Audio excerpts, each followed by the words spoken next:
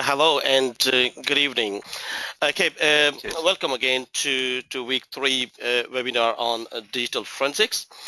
Um, okay, just a recap on last week activities. We used Hex editor. We did an exercise on steganography. And from the forum post and the solutions to the project 3 and 4 posted on the forum, I can see that people were really well engaged. Some really great responses, especially I should mention a few people like Mike O'Malley. So he came up with Bitwise, a whole tool of automating the unscrambling the bits. So the hex editor, that was great. Winston Wong has got a very logical respond. I mean, many people thought that it was a brute force hit and trial. However, Winston has provided a really logical way of a systematic way of addressing the bit shifting. So that was really great. There are quite a few other posts which are really engaging. Let me give you some more example, like a few approaches to project 4, and I think that was by. In fact, let me bring that to the screen. Yeah, so by Nicholas Hobbs. So that's another great post. So, and in fact, there are quite a few posts in that thread. So it's really great. So another tool here, the brute force cracker. So it's amazing that people use their scripting skills to produce uh, some innovative tools. Another one is Part 1 Entropy by Steve Chloride. So that's another amazing post and approach to solve Project 4. And thanks to Marky, who has compiled this list. So Project 4 on Ubuntu. I mean, Ubuntu, we will be looking at Ubuntu tonight when we're looking at virtualization. So that's another great post and a response from Daryl on that. Yeah, so amazing work from people. So well done, guys, making this short course more engaging and interactive. Now, before we move on to tonight's webinar, let me acknowledge we have James Hale with us. So James is an IT guru at IT Masters, as well as Neil McCosh, who looks after IT Masters courses, eligibility and inquiries. So if you have any question about IT Masters courses, please post on the question, in the questions, and Neil would be happy to respond to any course-related queries, or if there's any administrative queries, Margie and James will be able to help. Well, thanks, Margie, James, and Neil for being with us tonight. Okay, now tonight, so this is week 3. As you guys can see that, I mean, there are lots of skills involved in digital forensics, and tonight we're looking at virtual machines, networks, and email forensics. I mean, each of these topics, like virtual machine forensics itself, is a topic which requires a whole week, but we'll try to condense that and have a quick review of what is involved with the virtual machines and network forensics and email forensics. I mean, you can think that lots of organizations, they are using virtual machine set up on the host computer, and so there are possibilities that you come across with a case where you're required to acquire an image of a virtual machine. So we'll have a short exercise to demonstrate how you can acquire an image from a virtual machine. Yeah, so and with the email, as you see that most of our communication these days is through emails.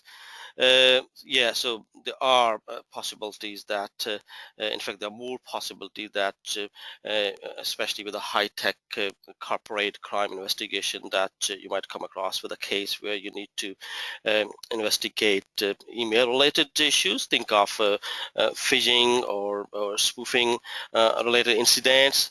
So where to trace an email message, you need to learn the source of the email, and you need to look up the email and web address uh, and try to find where the message has come from. So we'll look at farming and phishing emails and how we can uh, track the trail of those emails. Okay, again, in short, these are the objectives for this week. Virtual machine forensics and how we'll acquire image from virtual machine as well as from a network, live acquisitions. If you recall, last week we did exercise on static acquisition.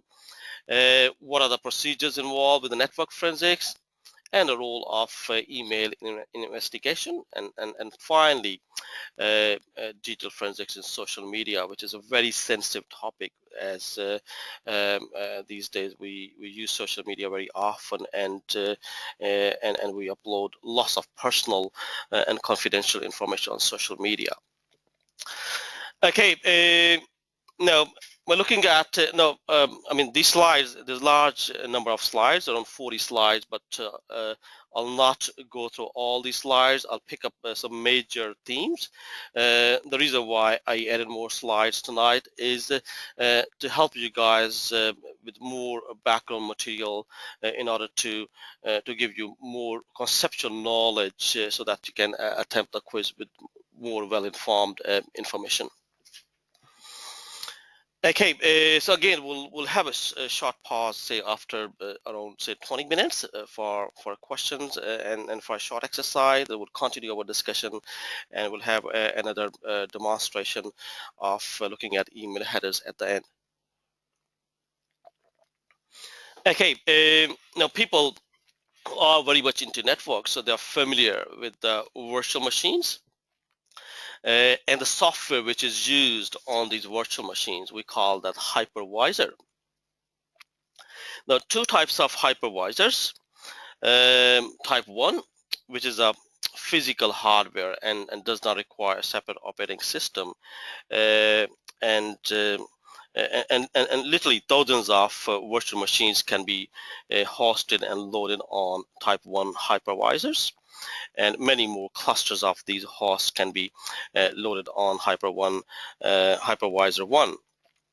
With the type 2, I mean, that is the most likely hypervisor or virtual environment which you'll be working at, because hypervisor sits on top of existing operating systems, whether that's Windows, Linux, or Mac.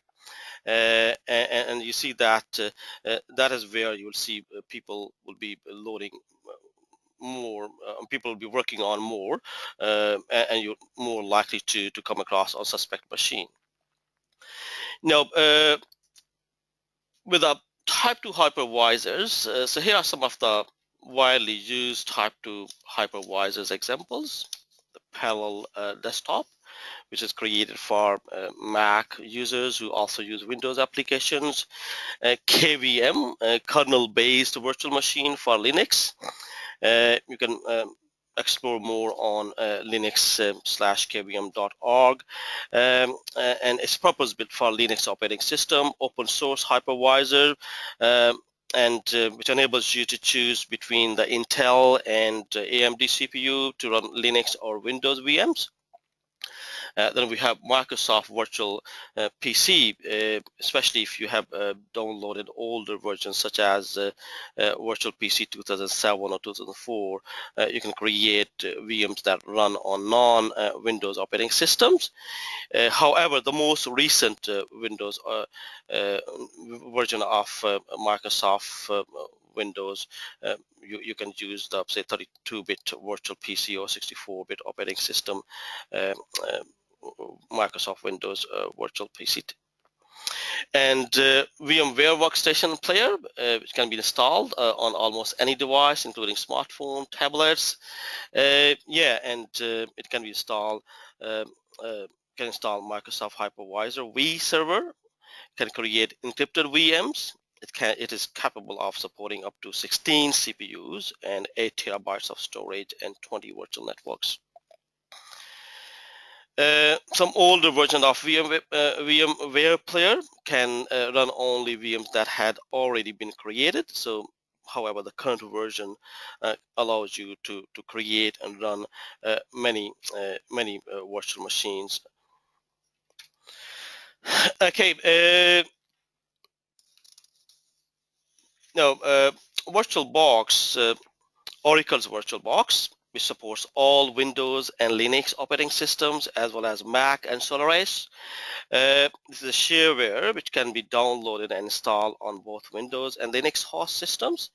Yeah, so you can do a bit more search. I mean, it's a shareware, open source, freely available. You can download that, and you can find lots of templates for different operating systems which can be supported through Type 2 hypervisors. One example about the templates is if a VM's file name includes the word Ubuntu, so the hypervisor assume is running a 64-bit Linux operating system. After a VM has been created, so several files are associated with it, so as you have seen in say VMware. So you can see that the virtual hard drives can be created, and the extension with the VirtualBox is .vbox and .vbox dash prev file contains backup of the virtual machines, and .vhd files contains the virtual machines or virtual hard drives. So if you're taking an image, you'll be looking at .vhd if you're taking an image of a virtual hard drive from VirtualBox. Okay, now the process to conduct an investigation with Type 2 hypervisors, other than acquiring the forensic image of the host computer, the process is very much similar to what you've been doing by acquiring an image from a hard drive or from a USB drive. What you need to do is you start by acquiring a forensic image of the host computer, like the physical machine the VM runs on, as well as the network logs. So by linking the VM's IP address to log files, you'll be able to determine what website the VM has accessed, and after acquiring a forensic image of the host, you will export the associated VM file, such as the ones which you can see, the files which can show the different state of that the actual hardware. Yeah. So now, to detect whether a VM is on a host computer, different ways depending on what operating system you're using. So in Windows, you will look into the users or documents folder, or user directories if you're working on Linux. You look into the registries, and you will try to find any traces of uninstalled files or existing virtual network adapters. Yeah, so now let's see if I can take you through to a short exercise of what I'm seeing to find or to determine whether there's a virtual machine installed on a system. But anyway, on this screen you can see that, that's a procedure to follow when you are taking an image from a Type 2 hypervisors. You collect the host machine image, and then you'll try to locate the virtualization software and VMs using information learned through the file extensions. As I said earlier, the .vhd is a VirtualBox file, and then you'll export from the host machine all files associated with the virtual machines. You'll do the hash values to ensure that there was no change in the image collected, and then you will use any forensic software, just like any other forensics with a hard disk or a thumb drive. So you will do the same forensic approach to locate the evidence. Okay, yeah, I mean, it will take some time. So to download Ubuntu, but I mean just a short exercise, not part of the project. But I mean, if you can download Ubuntu from ubuntu.com, ubuntu.com, and download the ISO image of Ubuntu. So I have already downloaded, so I'll directly take you to the exercise. And then you can use the FTK imager to collect the evidence and to basically capture the image from Ubuntu and do the forensics. Okay, what we do now, I'll take you to a short exercise. Just give me a second while I set up my system here.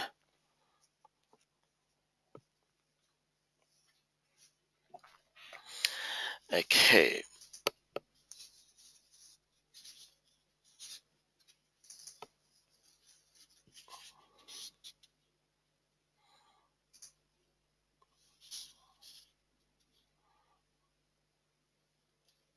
Okay, so that's Oracle VirtualBox. Okay, again, I mean, it's VirtualBox. It's open source. You guys can download that, and as you can see that I have Ubuntu 14.04, the latest version available. So that's a virtual machine, and Windows 7. So I mean, these two virtual machines are installed in VirtualBox Manager.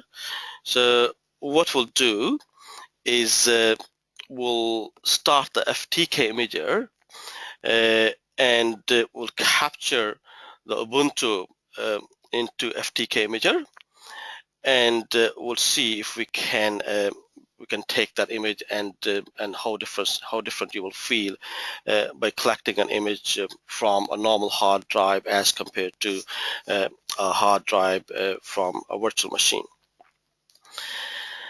Okay. All right, so let me go to FTK imager.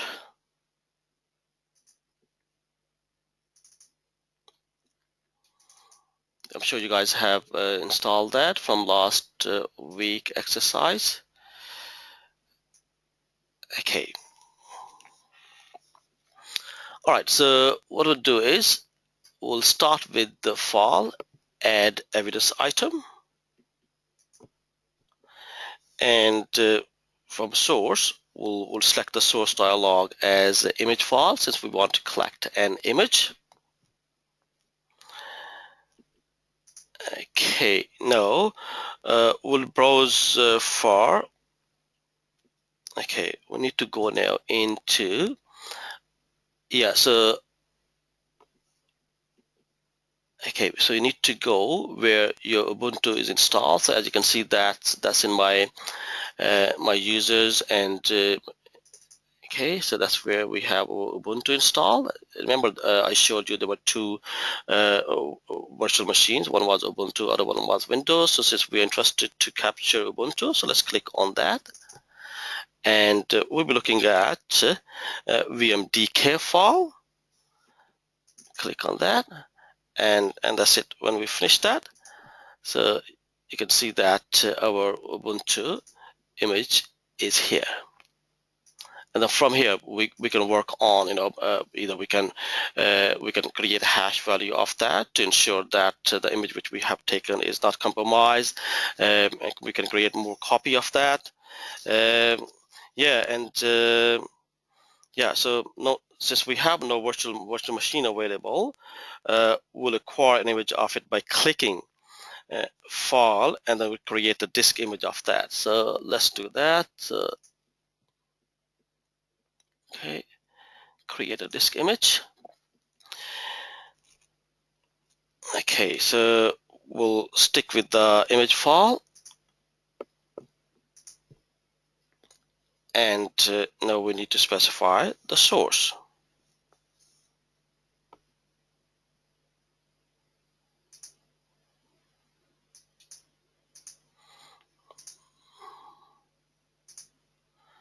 Okay, and then we'll click on add,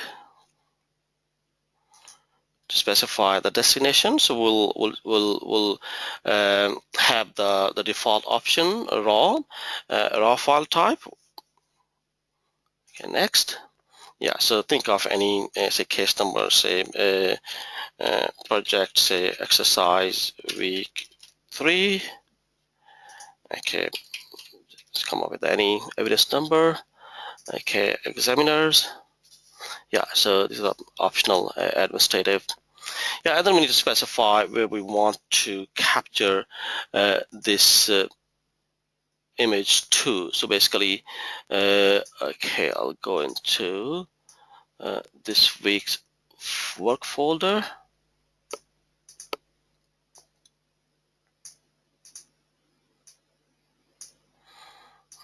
Okay, it's a short course, and week 3. That's it. So that's my folder. And if we want to, name the file different, so I can do that. So week 3. Okay, Ubuntu image. Now we make it 0, otherwise it will break the image to different sizes, and that's it. So once I'll start that, so it will basically start collecting the image, and that will take several minutes. So basically, yeah. So once this is done, so you will have your image from that virtual machine already on your destination. So I'll not click on start here. I'll click cancel. So I mean, you guys can do this exercise beside doing the projects. Okay. All right. So I said earlier that once you take the image, and then you can do the rest of the forensic process and take the hash value and open the image file in a forensic software to examine that. So once you have the image, you can use ProDiscover or OS Forensics. I mean, the process will follow the way you would have done by capturing a hard drive or say any other storage device. Yeah. So once you have collected an image. Okay. Live acquisitions of virtual machines you will find that they're often necessary, that you want to capture the RAM, the memory, where the suspect would have been working on some files of interest. What network they have access. So live acquisitions are done before taking a system offline. So you want to make sure that you have captured the RAM or what processes were running. For example, some malware disappears after a system is restarted. So you want to have those collected when you are taking the image. So you also want the information RAM to be stored, to be captured. Yeah, so when you do the live acquisition, so information on the system, they would be collected as they are. So any changes while you're collecting, or any changes to the RAM would be captured, or any running processes, which also mean that information which cannot be reproduced would be captured. So therefore, live acquisitions, they are slightly different as compared to say static acquisitions. In particular, there's a problem many investigators face. We call the order of volatility, OOV, which determines how long a piece of information lost on a system.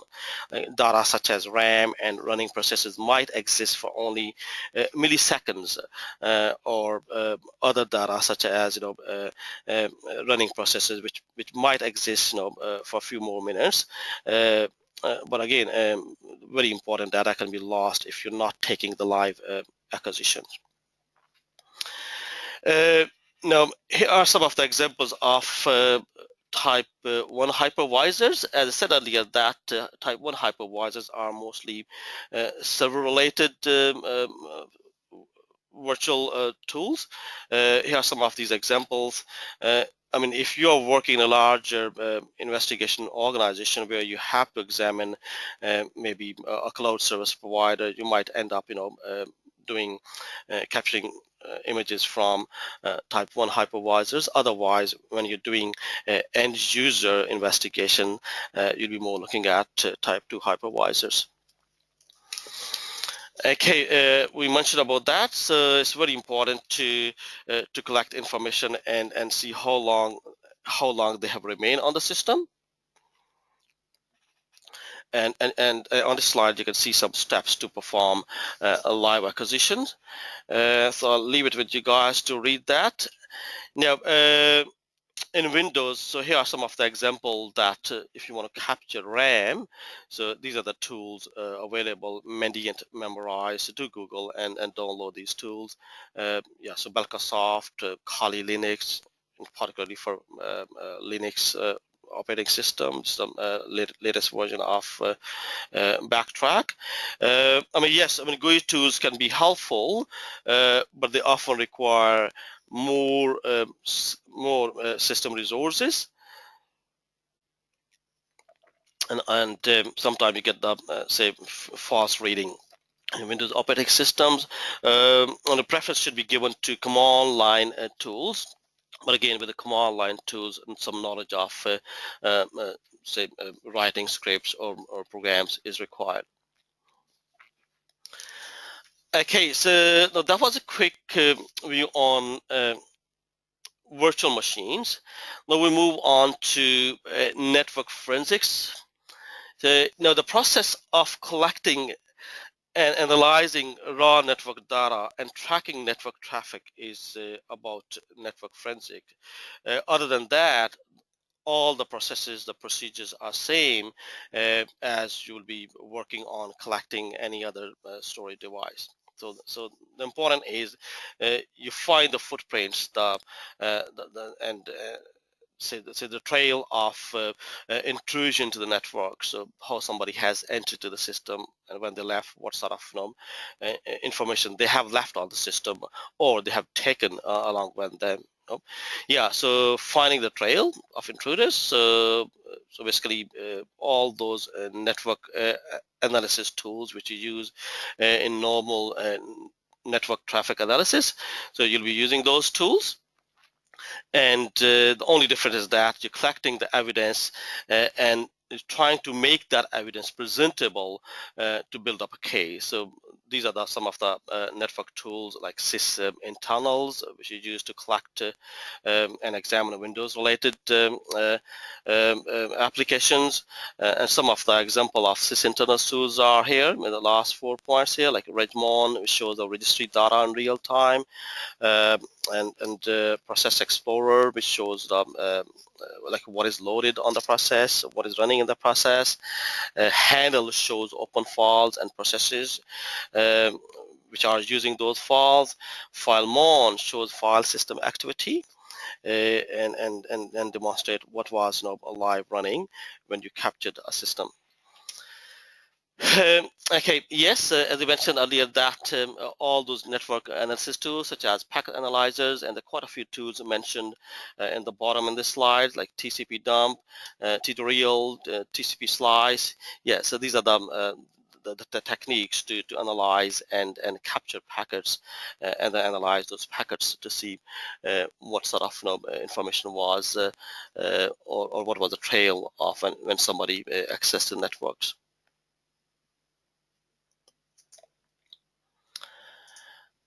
Okay.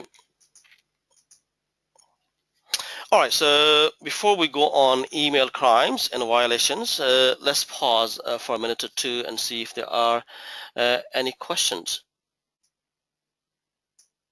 Okay. Neil, yes, Maggie, please. Yeah. Yep. So I'll read out some questions for you. Thank you. That's great. So the first one's by Sean. He asks, if we are investigating a virtual machine, is there really a requirement to image the host if it's not exposed to the issues being investigated, i.e. it's running out of band or it's not directly accessible, etc.?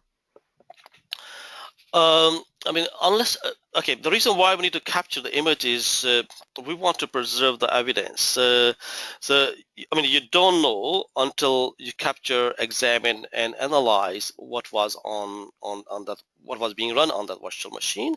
So, I mean, remember the forensic rule is that capture the evidence, make sure the integrity of evidence is not compromised. So if you not capture the image, you wouldn't know what was in there. I mean, yes, you spend time and at the end of your investigation, you wouldn't find anything, but at least you can, if needed, you can demonstrate that the chain of custody was maintained and evidence integrity was maintained. Yes, Margie? Yep. Can network traffic between two virtual machines on the same host be captured using Wireshark or TCP dump? Okay, I think these are the packet analyzing tools.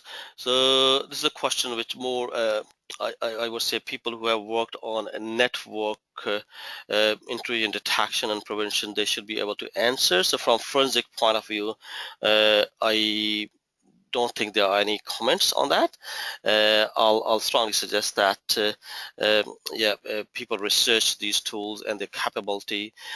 What I see is that I mean the data packets can be captured and analyzed, and the time frame, the time logs can be captured, and then these can be used later on as an evidence to demonstrate who has access and when they access the network.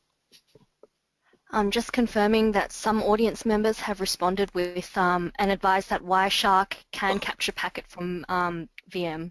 virtual machine, sorry. Great, thank you, Margie. Last question. Sorry, is there a separate process adopted for investigation when the VM file system in use is an encrypted file system? Okay, with any sort of encrypted, whether file, drive, or directory, the rule would be like in any normal decryption techniques, like you have to decrypt that whatever the data you have collected, the source, whether that was a drive, file, folders, a whole image. So yes, the rule for decryption would be, I mean, forensic step starts when the data is readable, when the image is readable. So when the image is not readable, we still have to either compel the suspect to provide us the password or PIN or passphrase, either through court orders or warrants, or we have to use social engineering. Yeah, so all those techniques which we use in our normal life to decrypt an encrypted source, we have to do that. Okay, thank you, Margie. So we'll carry on. So any leftover questions, we'll capture that. We'll answer that. I should admit that I haven't responded to the last week question yet. But I'll get back to last week questions as well as this week questions if there are more questions coming up. Okay, thank you, Margie. So we'll carry on with our discussion. Yes, investigating email crimes and violations. Look, I mean, that's another whole itself is independent topic and requires a whole lot of discussion. However, we'll look at some basic aspects of looking at the email headers. Look, the objective here is whether the email was used to commit a crime or a network or any other digital media was used. The goal here is first to determine if the crime was committed. Secondly, finding out who was behind the crime, then collecting the evidence, maintaining the integrity of evidence through chain of custody, and then presenting the finding to your obviously hiring attorney, and if you're required to do the expert testimony to the court, and building a case. We should be yes, we need to be mindful of the privacy laws. Depending on which state or country you are. Yes, I mean, in the United States, in some states, yes, I mean, looking at email is a breach of privacy. I'm talking about like you need particular warrant to basically read those emails.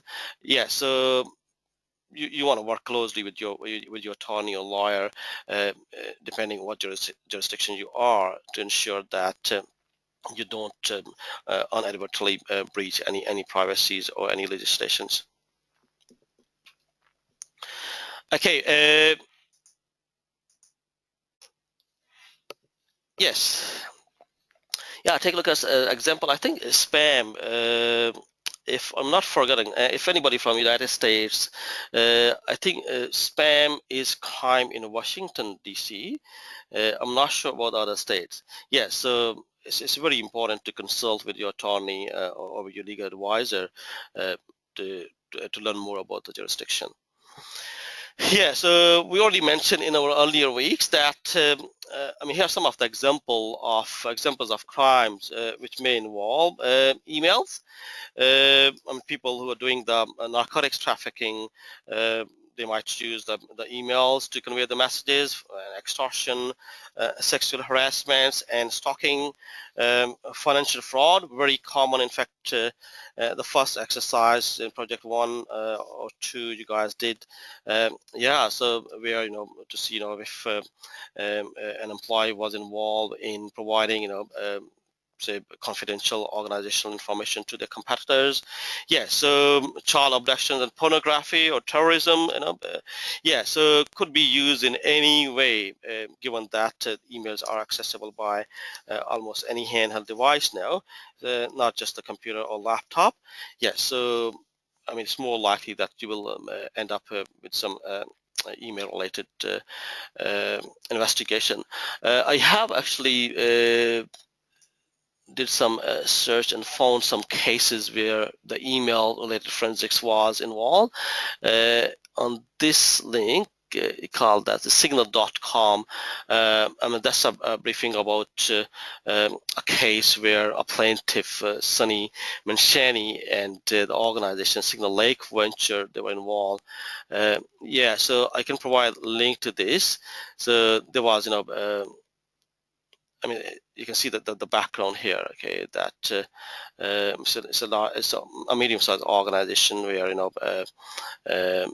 the CEO allegedly promised, I think Manshani, that he will purchase stocks. That, yeah, so read through that, the case and see how email was used to determine whether that commitment was legitimate.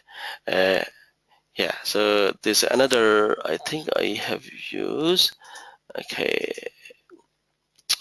okay, we'll get back to later on. Maybe I have. Yeah, I think this is more about social media forensics. We'll come to that topic later on. Yes, so I mean, examining email messages.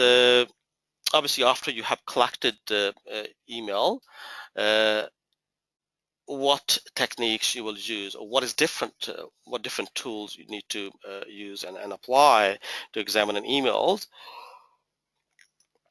Yes, the first is, again, the rule applies that acquire the image. With the email, either you're creating a copy of that, creating or maybe doing a print, or saving the message. Yes, or you're forwarding the message as an attachment, or maybe you're just taking a screenshot. Yeah, so important thing is acquiring what was in the email. Okay, now either I mean, there could be that the suspect has used the victim's emails client, so finding and copying any potential evidence. It might be necessary to look at the log onto the email service and access any protected or encrypted files or folders. So with a corporate investigation, so you want to ensure what policies in an organization they apply. For criminal investigation, you want to look at what sort of warrants you'll be needing to access copies of files or servers. We mentioned previously in a previous slide, stalking could be one way where people can use emails. So if you can't actually sit down at the victim's computer, you might have to guide the victim on the phone to open and print a copy of an offending message and forward it to you. You might want to guide the victim to look at the email header and forward it to you so that you can identify the numbers such as IP address of the server that the message was sent from. Yeah, so so the whole lot of techniques you can use to look at the email messages and try to see where the message was coming from. Okay, now viewing email headers. Now email headers can provide heaps of information. There are some GUI clients available. There are some web-based clients which you can use to examine the email. Okay, let me show you one simple way of looking at email headers. Okay, I'll take you to my Outlook. Okay, so I'm thinking what email to choose. Okay, all right. So let's see. Okay, let's have a look at, like, if I want to find out the email header of say this email, so I'll click on, I open that email, so and going into file, and you see the properties, click on that, and you see here the email headers. The best way is, I mean, this very tiny screen, yes, you can scroll down, but still the best way is copy that whole email header, open a notebook or Word, any word processor, and paste in there.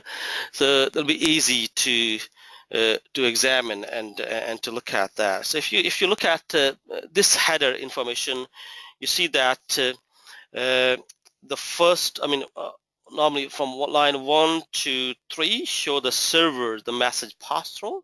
See that? Receive from, receive from, receive from, receive from. Yeah, so first few lines shows you the message, the servers, you know, where the message has come from, and followed by via, okay, when you say DKIM signature, so that means the message is transported via what server. So if there's any stateless proxy for inbound traffic, or on a Microsoft Exchange server. And DKIM stand for domain keys identified mail. So try to Google dkim.org. It's a way to verify the names of domains a message is flowing through, and was developed to help cut down on spam. And then the next couple of lines verify the DKIM, and the lines, the last few lines, you will see that they're simply from. You can see that. So here it's a from, so ResearchGate, and the message.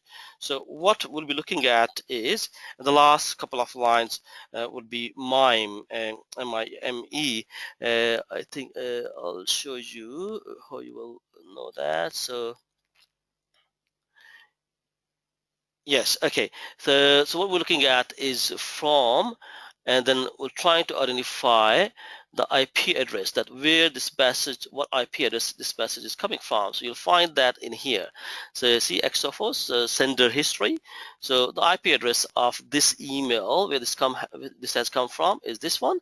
So 209.15.20. I mean, yeah. So you can see these 4 octets.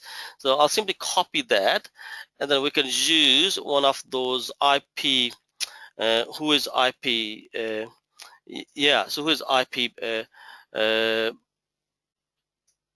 tools. So I have this one in front of me. So say who is .com.au/IP. So click on that, and since, okay, you just copy in the IP which we paste in here the IP which we have copied from that email header, and see that the good thing is that it tells you with a Google map, okay, where is the location of that IP address. In this case, you know, so United States, somewhere in eastern to middle states. And if you scroll down, you can see a lot more information which can be useful to determine where that message has come from. So you can see that, so it's in Atlanta, United States, and yes, and then you can see that the organization, and sometimes you find a phone number if they are already registered. Yeah, so any spam or any emails, unfortunately I have deleted some of the spam. And every day I start my day with looking at some of the spam. You can easily find out through headers at least the location and the source of that email, which is very valuable and very useful to determine at least the source of that message where it has come from. Okay, let's go back to our slides. Okay. All right, so yeah, so examining email headers. So I've shown you on the previous, on that, so so just look at the headers and see where that's come from. Here are some of the additional emails related files which you want to look at. Um, you want to see that whether the emails messages have been saved on the client side or left at the server. Okay, and looking at in case of Microsoft Outlook. .psd or .ost files. In fact, that's the exercise. I think the project number 5, which you're doing, you should be looking at from those images which are provided for your. We'll come back to the project later on. Yeah, so you'll be looking at .psc or .ost files. Yeah, so in case of web-based email, you want to see whether the message. Normally with a web-based email, if you're using Hotmail or Yahoo or Google or Gmail, so the messages are displayed and saved as web pages in your browser's cache or temporary files. And many web-based email providers also offer instant messaging services. If a suspect has used that IM service, so that'll be another source of looking at the evidence and trying to figure out or try to build a case, if there was any wrongdoing happen. Yeah, here are some of more tips to look at network email logs, routers logs, firewall logs. Again, you're applying your network um, um, prevention or network intrusion detection techniques to look, how a perpetrator has sent or received an email. Yes, email logs generally identify the email servers where the email messages has, the account where the email message was received from, the sending IP address, the timestamp, the content of the email, and the suspect's network email. Yeah, so you might need to look at, like if you got an email from, say, a Gmail account, so you want to contact the, say, if that was really threatening email in terms of the evidence. So through the court, you can compel the network provider or the network administrators to give access to the body of the email. Okay, yeah, so accessing the deleted emails, if somebody has used, say, Microsoft Exchange, Outlook, so those deleted emails can be accessed if you have contact with the system administrators or email administrators. Okay, I'll quickly run through these slides. I think we need to spend more time about understanding the projects, as some people seem to be confused by looking at some of the earlier posts. So yes, we'll spend more time on that. Yeah, so here are some of the commands for Microsoft Exchange to retrieve the logs. Yeah, so these slides are available. So here are some of the email forensics tools. So you want to have a look at those. What else we have? Yeah, so here are some of the areas you want to look at, like email database files or personal email files, offline storage files, or log files.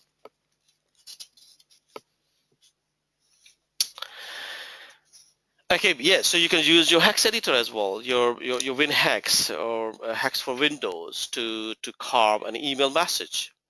So in particular, you want to look at mbox format of email, so which stores the emails in flat plain text formats, and your MIME multi-purpose internet mail extension format used by vendors' unique email files such as Exchange for PSD or OSTs.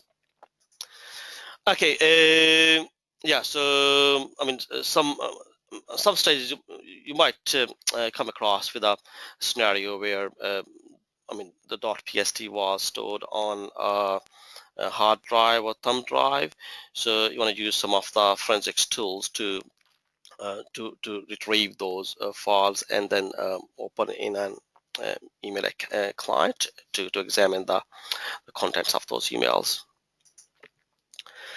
Okay, now that's the last bit, applying digital forensics to social media. As I mentioned earlier that, especially our I shouldn't say whether there's some generation Y or generation Z now, that we tend to spend more time on online social networks. And in fact, we try to provide every possible information which we can sometime very confidential information. I mean, you have seen the news or cases where people get fired because of messages on the Facebook or because of a Twitter a tweet.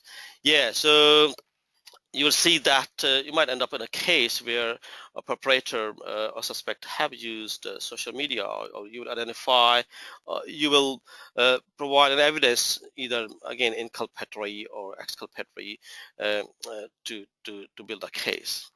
So some social media related cases you might come across with cyberbullying or witness tampering, companies, a breach of organizational policy, says again somebody taking a sickie and then sitting at home or sitting, on the holiday park and updating their social media profiles.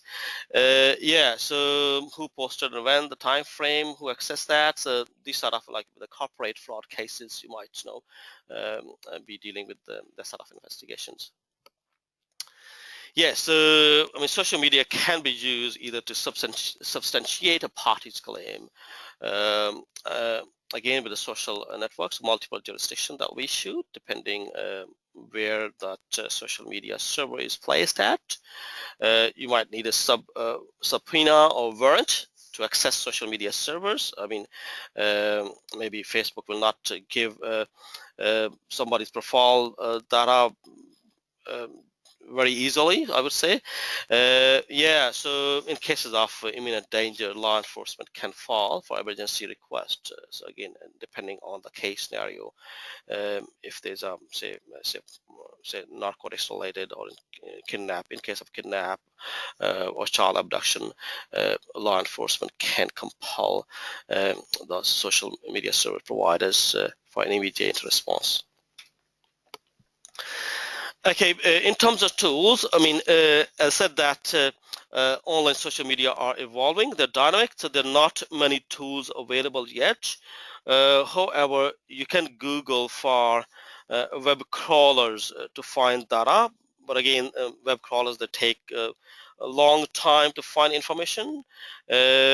Some software packages which are available, uh, the one of the projects which we have, I think project 6, is using Eventis, which is a forensics group, their tool to collect profile data from Facebook profiles. You can explore YouTube forensics or Twitter forensics, LinkedIn forensics. Yeah, so you'll see that there are some random tools available, not fully authenticated or tested, but at least people are trying their best to create these tools. Yeah, so it's very important that say with the Facebook, there could be a credentialed user account which requires a username and password of the person under investigation, or a public account which is created to examine the publicly accessible post of people or groups. Yeah, if it's publicly available account, it'll be easy to profile as compared to a credential or say a personal user account. Okay, now so what we did tonight is we looked at virtual machines and a brief look at network forensics, email, and social media.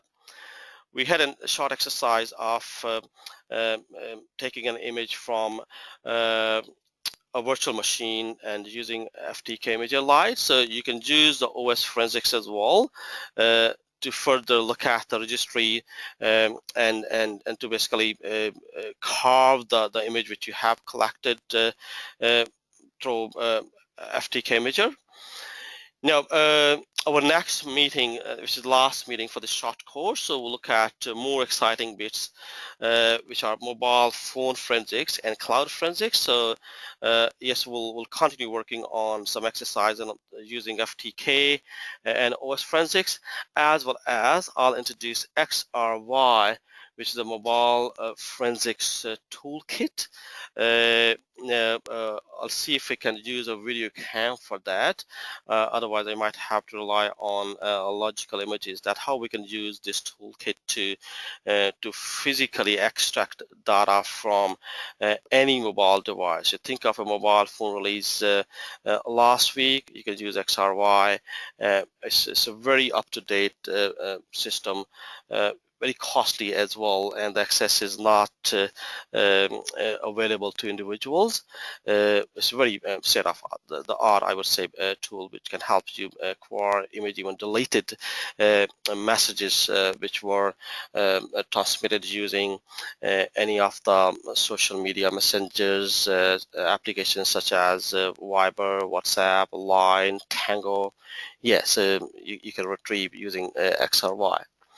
Okay, let's get back to the homework for this week. Okay.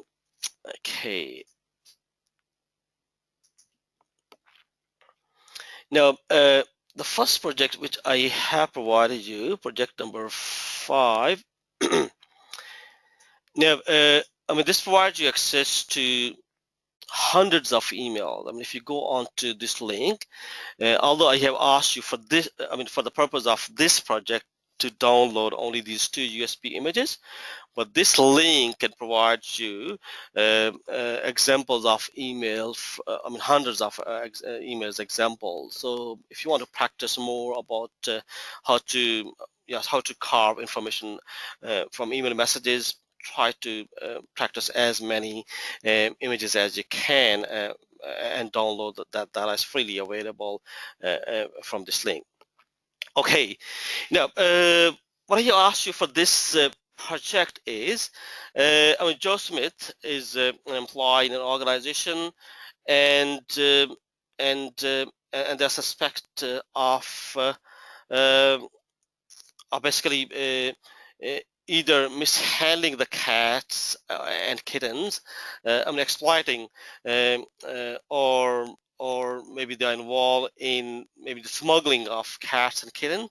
So, okay, in summary, they are involved in some sort of questionable activity. I wouldn't say legal, because it will be after determining the evidence. Yeah, so your role is basically, now these are end case images. From .eo1, you can determine these are end case images. So use any of the tool, whether OS Forensics, ProDiscover, or FTK Imager, to examine these images and try to build a case. If you were the forensic investigator and helping a lawyer to build a case to provide the evidence whether Joe has committed a crime or not, whether exculpatory evidence or inculpatory. So yes, so that's your task, is basically to carve these 2 images and see if you can find anything which goes against Joe. Not necessarily you will find, or everybody will find that evidence. Either way, what we want you to do is go through that process and simply just post your finding in a couple of sentences, what you found out. You haven't found out, that is okay. At least provide your reflection, what you have done, what files you have access, and what were the outcomes, what tools you have used, and a brief assessment of that tool. If you use ProDiscover, tell us how you found ProDiscover in examining these 2 images. If you use FTK Imager, again, reflection on what is that you learned, what was that good, what was bad about that tool.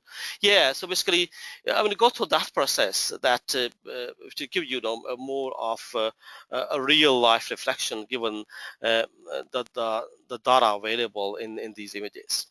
So that's hands-on project 5. Now project 6 is, some people have reservations. I saw that on post. People are a bit worried about using their Facebook profile for that. Look, you don't have to provide like what you discovered. What we want is, there's a typo here, sorry, in the last line. We want 1 to 2 paragraphs. Just delete the word page, please. 1 to 2 paragraphs on the discussion forum. Again, on your experience, what you have gained through this exercise. You don't have to tell everybody what you collected from your, if it was a personal Facebook profile. If you haven't got, try to search for some publicly available profile and examine that profile. I'm sure there'll be lots of many. I mean, think of any celebrities or any marketing profiles, which could be, a public profile.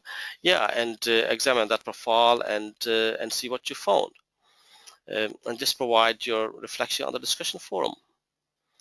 Okay, so with that, we'll close our discussion for tonight, and let's see if there are some quick questions.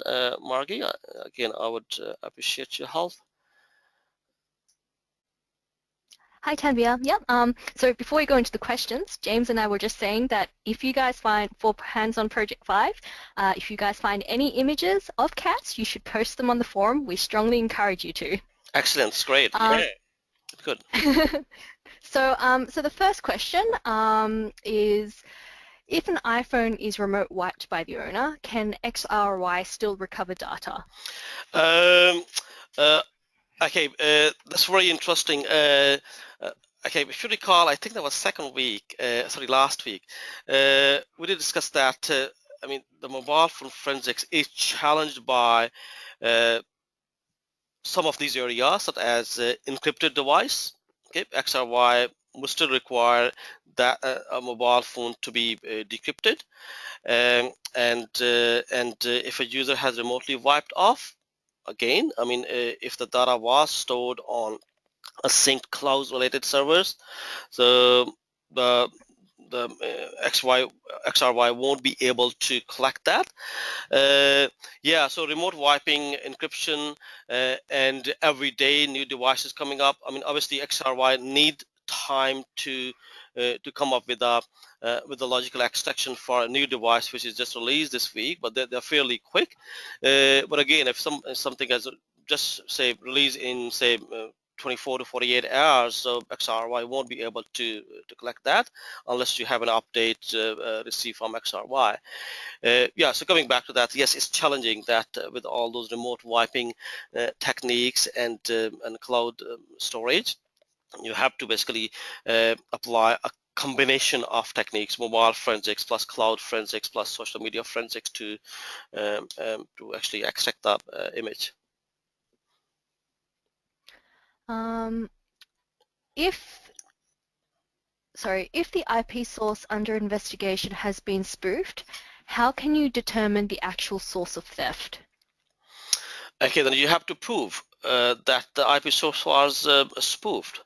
So at least you will set up a systematic approach of looking at and proving in the court that yes, this was the IP address, but this was spoofed.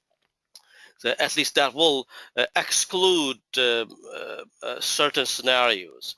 So then obviously you will have to work on other techniques to reach the culprit.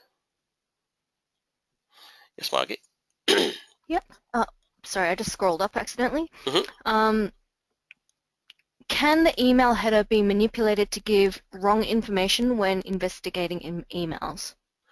Yes, it can be. Again, that's a challenge.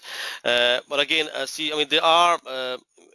I'll go back to a normal, say, traditional investigation scenario. So if it's more likely when somebody has committed a crime, there would be a trial. If not today, tomorrow, some stage, some tool would be able to find that. So yes, I mean, the email headers can be manipulated, and people try to do their best to hide, to disguise. I mean, that's where the expertise of forensics investigator come, and they become more challenging to getting to know all sort of different tools and techniques, and extending their training, extending their knowledge, adding on to their training skills to handle that sort of challenging scenarios. Yep. So what practices should be used to ensure that the investigation process and techniques used can be validated if they come into question at the point in which litigation is undertaken? Look, repeating what you've done is one way to validate that the process you have adopted to collect data or image, or to basically maintain that evidence and chain of custody. If you can repeat that, if you can replicate that, yeah, so that we consider reliable. I did find in the forums there were some people who were successful in completing their homework but then were unable to replicate it at the time, so yeah. Um, uh, Some emails come with spyware and viruses triggered by simply opening them on targeted attack situations while the unsuspecting user opens it. Is there a safer way of accessing the email without triggering hidden malware? Uh, I would say take that message off from first the email, say either forward that to say a workable forensic workstation where you will not be worried about, say, if that malware was potentially dangerous. You will not be worried about that. At least, you're working on a forensic workstation which can be reimaged every time when you start working on, or using a virtual system. Yeah, I mean, look, I mean, to avoid from malware or any viruses or trojans, you still have to use all those. I mean, if it was not captured by your antivirus or anti-malware, you have to take the precautionary measures to ensure that that won't. I mean that if there's any malware that won't cause harm to your system, or it won't trigger any virus bomb on your system.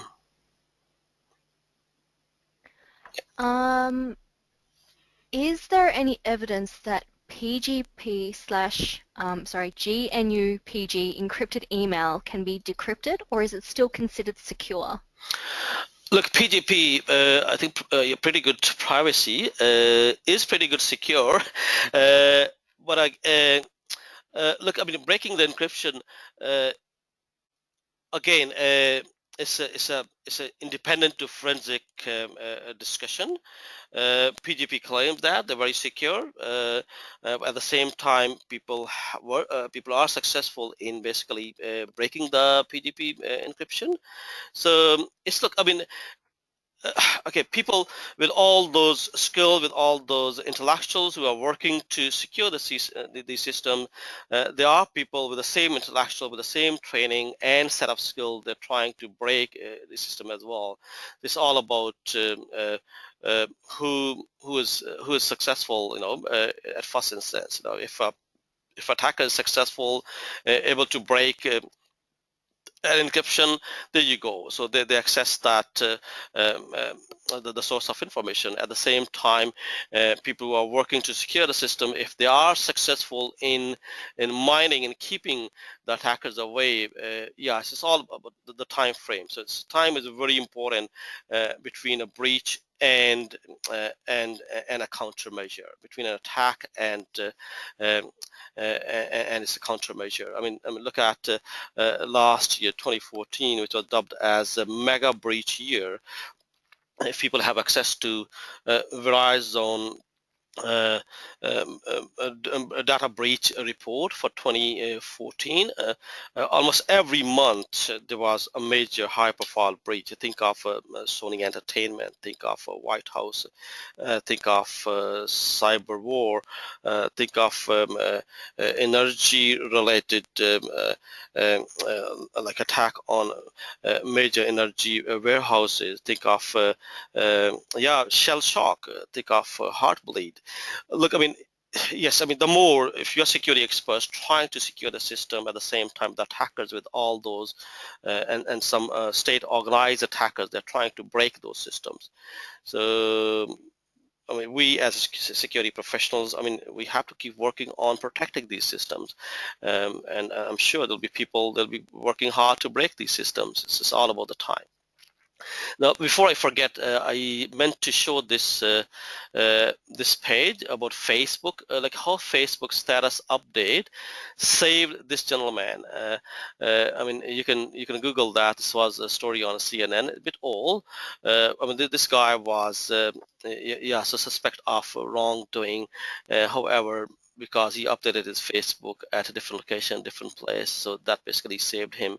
So yeah, so the data provided by the Facebook, so helped basically um, to prove in a sense of that kid. Okay, yeah. So any other questions, Margie? If I mean, I'm sure there'll be more questions, but we can again, if you can send me those questions, please, and I'll provide a written response to those questions. Sure. Yep, I'm saving them right now, and I will send them to you as soon as we're done. Excellent. Look, thank you very much, everyone. Look, I mean, stay connected and as active as you are. I mean, look, I was amazed, as I mentioned earlier, at the start of tonight's webinar, that people have done a great job. I mean, even some areas I never thought of, like that Bitwise example. I never thought of that. We can write a script to basically, yeah, so to have all those combinations. So well done, Michael Malley, and everybody else who contributed on the forum. So look, good night, everyone. It's late for many people. We'll see you in our last week. That's the next Tuesday. Thank you again, and yeah, good night.